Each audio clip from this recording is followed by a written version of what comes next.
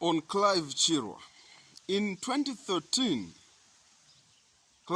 Professor Clive Chirwa, delivered one of the most astounding public lectures that Zambia ever witnessed, in the name of a Kapelwa public lecture, which was conducted at Government Complex. And at that point, he was, if I remember well, he should have been the big boss, the number one in Zambia Railways. The vision that he had given was a vision that Zambia really, really needed when it came to the development of the railway industry. He was a visionary, and I believe he's still a visionary.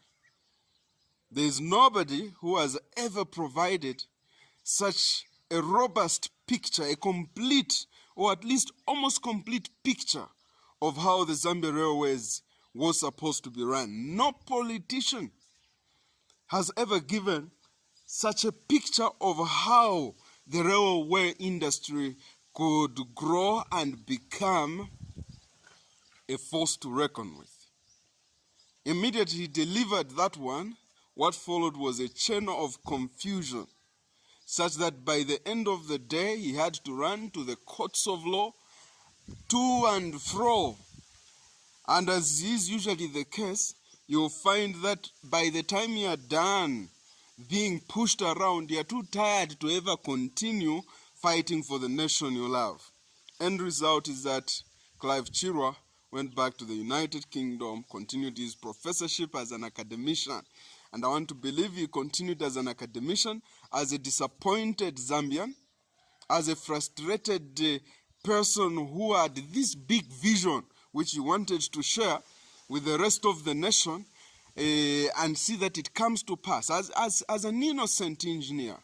However, that kind of visioneering only happens in the world of politics. It was too robust a vision for him to be allowed to see that it comes to fruition.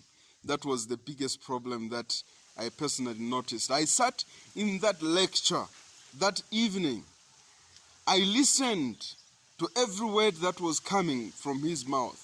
And my conviction that I belonged to the political fraternity of life could never have felt so alive at that point, because I understood that engineering, science, and technology were the direction that we as a nation needed to take in order for us to develop.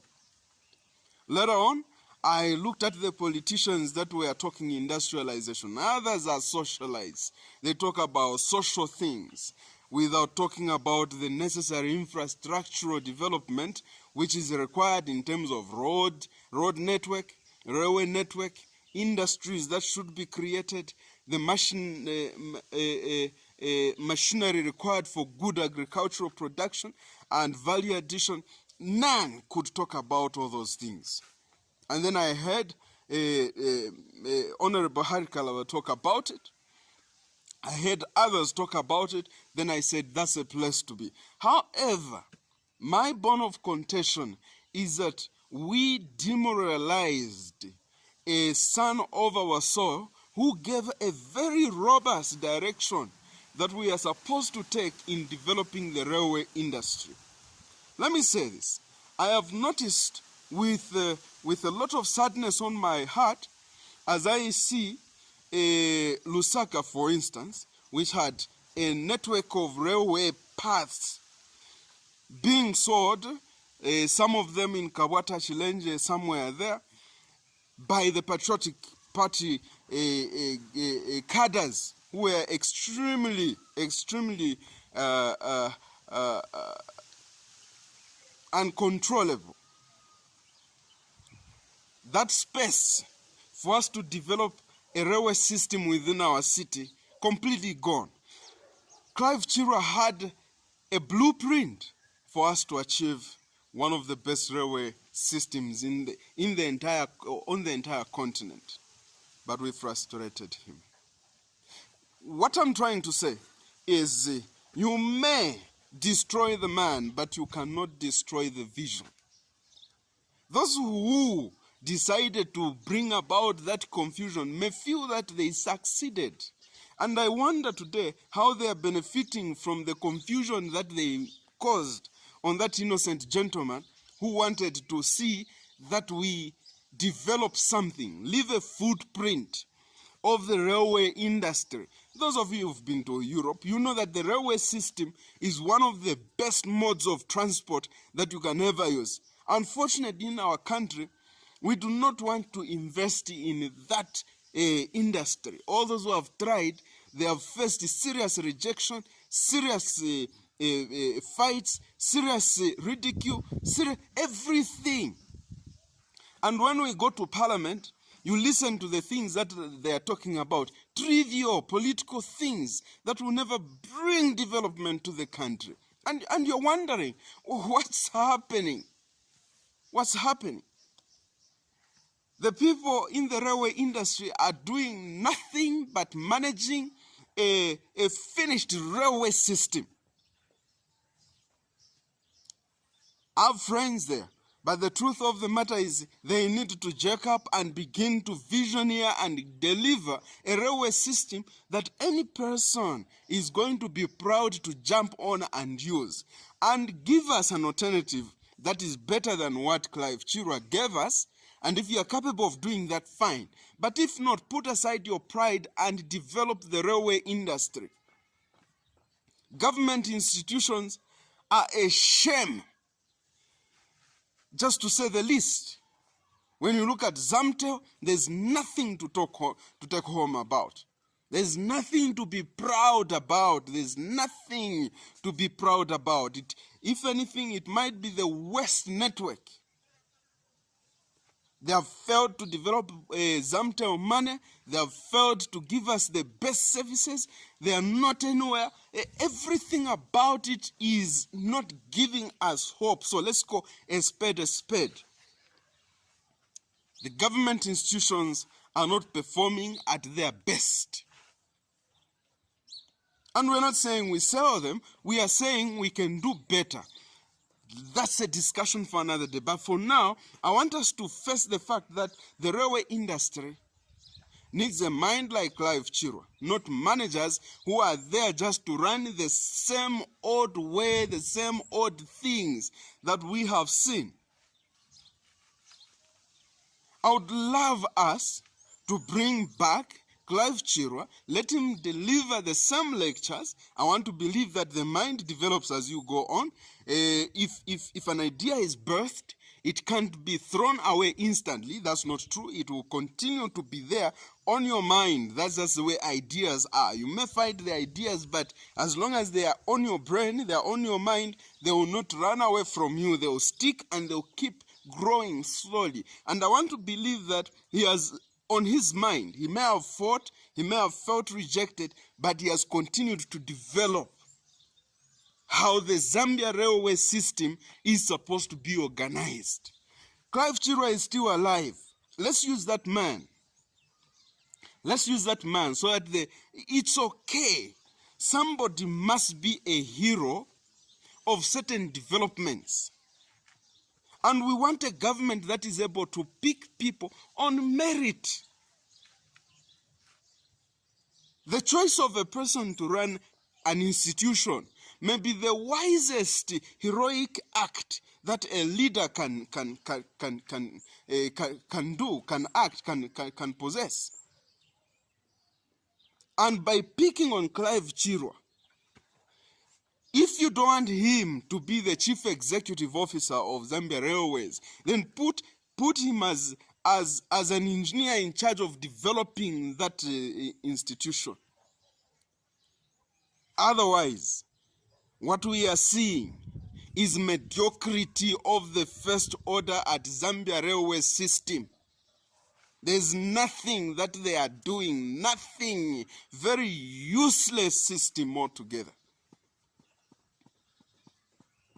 We can do better. This is a modern Zambia. We need to modernize it. We have not yet we have not had any vision. After Clive Chirwa, everything just went down. Us who are scientists, us who are engineers, when we heard him speak, we understood and we said, that is possible. But what did we do? We shuttered him down. On that account, I blame the Patriotic Front. They should have done better. And I'm hoping that this government that we have can act in a more genuine, pro-Zambia way that allows a son of our soil to come and work for us. And the first thing is we apologize. Visions and dreams don't just come. Those are sacred things. It was going to change the face of Zambia once and for all. And if you don't do it, we assure you that in the process of industrialization, in citizens first, and I'm saying citizens first because I've interacted face-to-face with President Harry Kalawa of Citizens First, and he has indicated his love for the process of industrialization. And the process of industrialization does not just look at creating this industry and that industry. It looks at improving the already existing industries. And for the industries to thrive anyway, you need a very good road network leading you to all the industries that you are creating in the country. You need a very good railway network that is able to connect all the provinces of the nation. You need a very good airways that is able to, in other words, the transport sector must not be something that you politicize. If we are going to change the country, let's be ready to invest in what we are talking about. Let's be ready to sacrifice. There will always be a period when you must make some sacrifices. Pardon me if I am a bit emotional. It's because this is our nation. We don't have all the time to keep giving each other baby punches. You are busy fighting amongst yourselves. PF versus UPND versus Harry Kalawa. Those are necessary fights. Let's fight over ideas. What is it that the UPND is bringing on the table? Let's fight over that. What is it that Harry Kalawa is bringing? Harry is saying, I want to industrialize this country. That's the kind of conversation we are supposed to have. What is PF bringing? PF is just thinking of coming back to power. The question is, what is it that they want to bring back to power?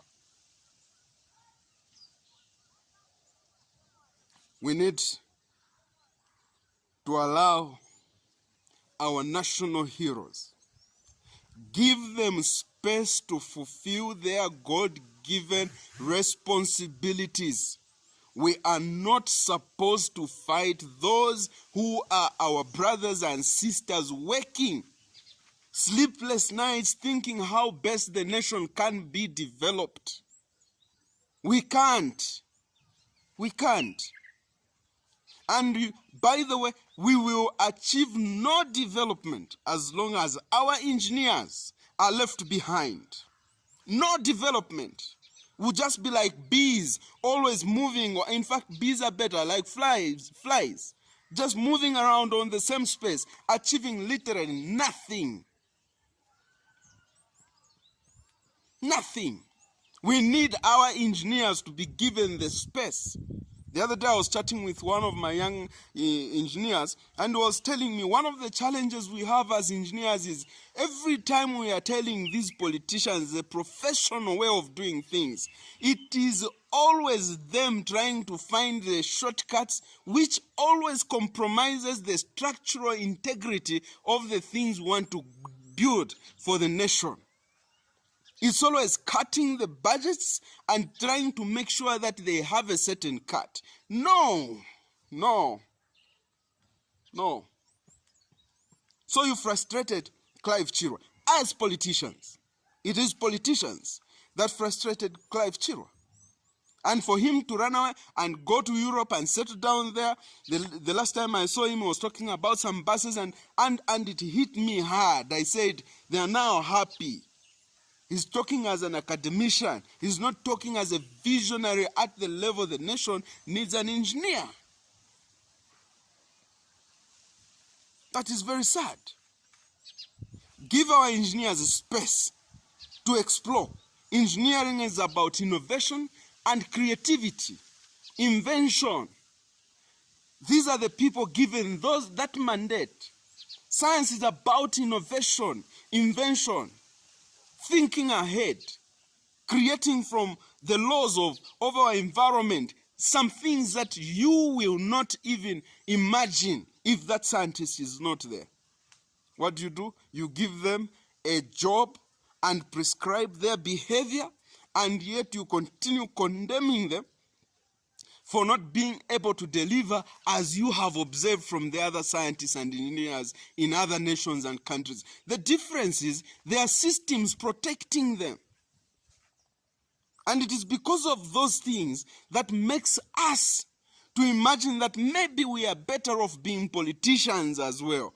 Then we'll be able to speak. Now, we need those engineers for us to develop the country.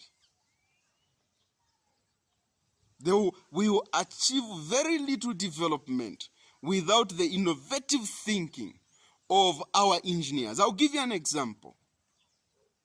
President Hari Kalaba, somewhere in 2017, while a minister of Home Affairs, I don't know if it's Home Affairs or Foreign Affairs, he indicated his love for industrialization. Good. But as an engineer, as a scientist, immediately, I understand that he may not have a background in engineering. And the first thing that crosses my mind is, how do I help this person who is able to imagine the need for industrialization? We get closer to him and we start having conversations. And those conversations, they begin to bear fruits. We give him the template of what is supposed to be done. The same way Clive Chirwa gave President Michael Sata the template for developing the railway industry. It can only come from an engineer and a scientist.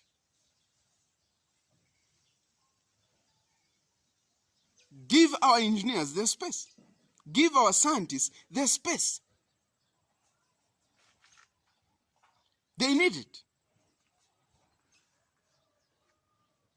They need that space.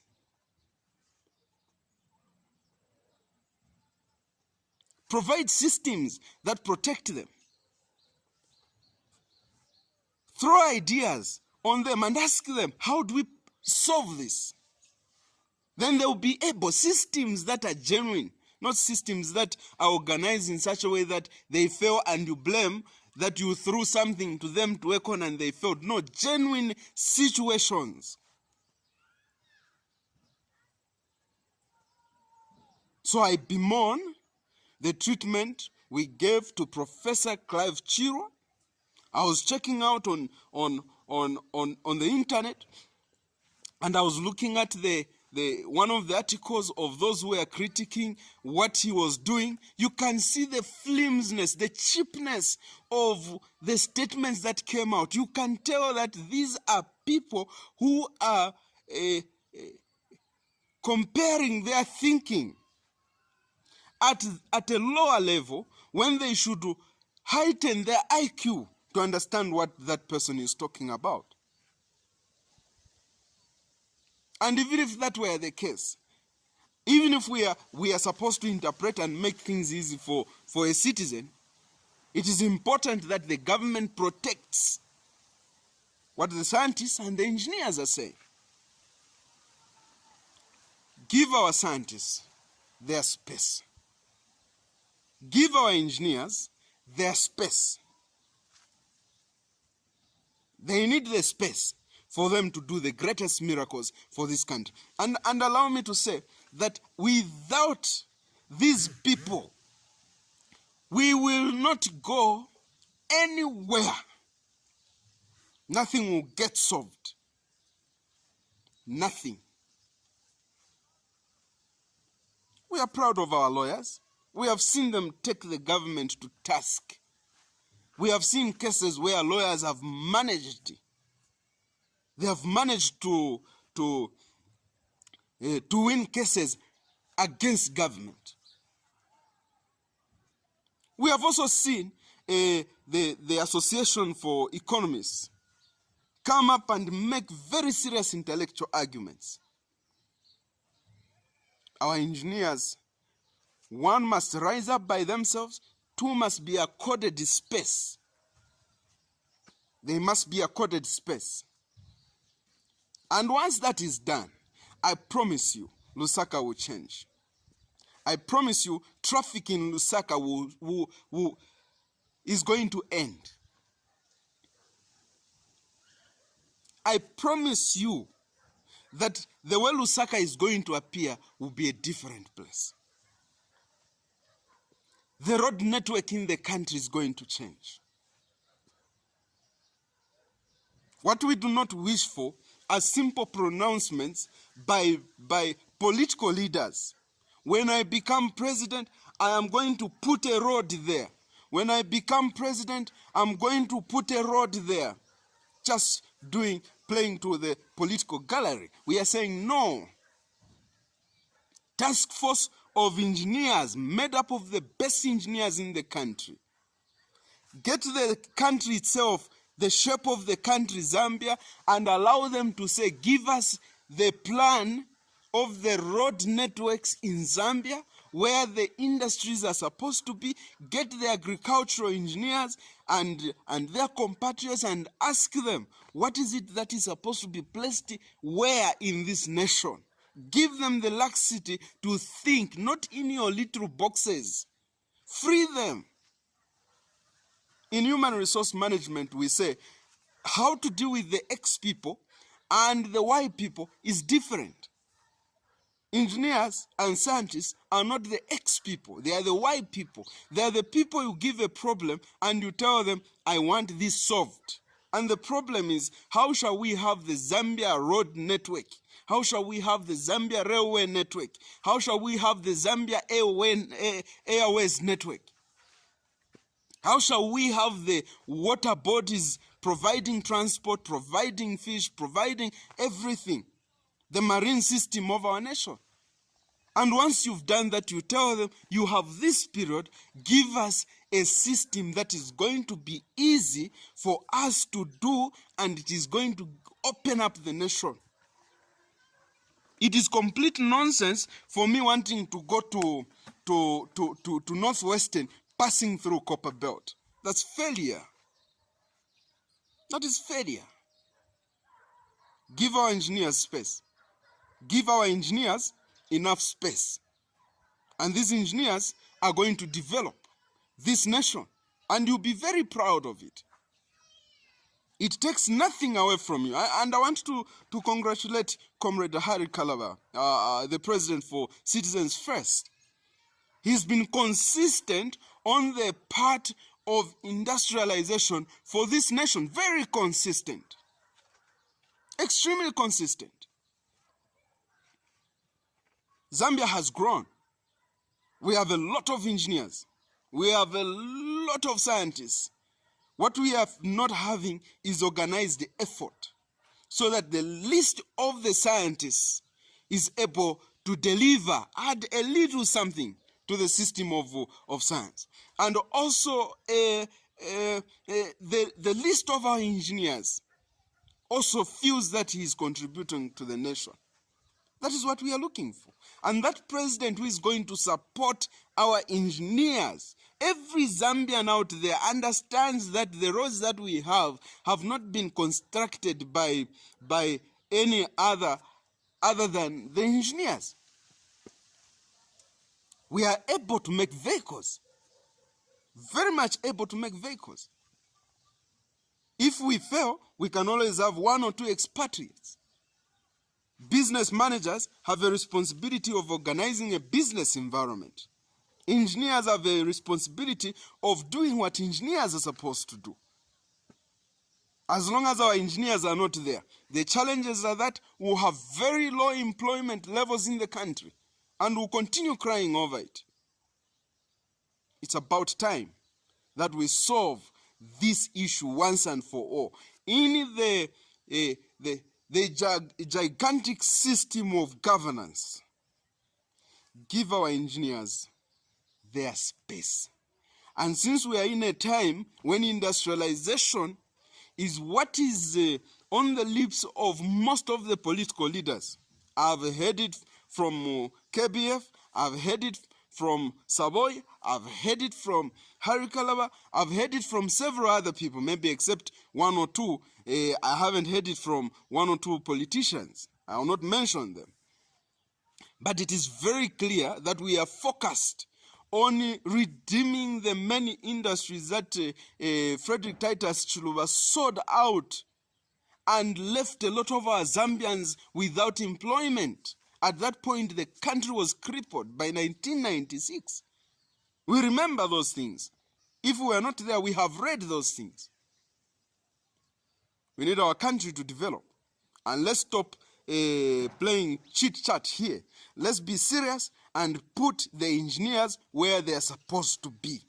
An engineer is a very important cog in the system of national development. So far, 58 years after independence, we still do not have a blueprint of how Zambia is going to appear 10 years from now. Even the current government has not given us anything we can run with.